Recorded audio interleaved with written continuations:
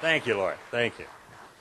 Well, I was deeply honored to be asked to be here this evening, but to tell you the truth, since I spent 22 years as a Washington lawyer and then some time out at the CIA in the Clinton administration, I'm actually honored to be invited into any polite company for any purpose at all.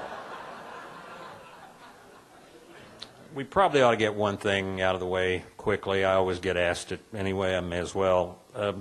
Whether, you know, people say, when you were out there, I know you were just out there for 2 years, but did you participate in any of those covert operations? And the answer is, yeah, I did once, and this is a small and discreet group. I think I could probably share it. My wife and I were classmates at Stanford, and our high school reunion was coming, our college reunion was coming up, and we decided I'd been at the CIA for 8 months. It's a 24/7 job. I could take 3 days off. We could fly out, see old friends, cash in the frequent flyer miles, go first class, see the homecoming game, etc.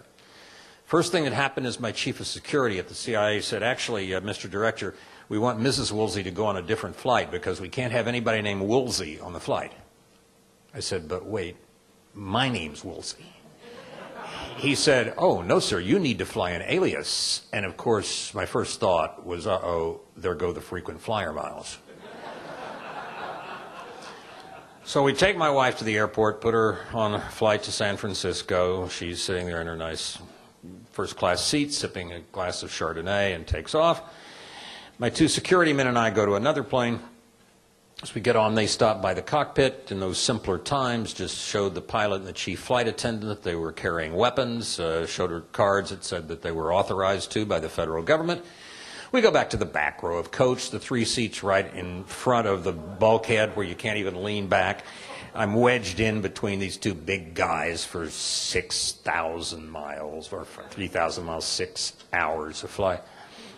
As we land, the flight attendant comes and whispers something to one of my 2 security men, whose nickname for about 5 reasons was Rock. I had not seen Rock even smile in the 8 months he'd been working for me, but when she whispered to him, he just broke up. So I walked over, I said, Rock, what's so funny? He said, you know what she said? She said, you know, I've been on these flights for 20 years, and that's the politest and best behaved prisoner that we have ever had on.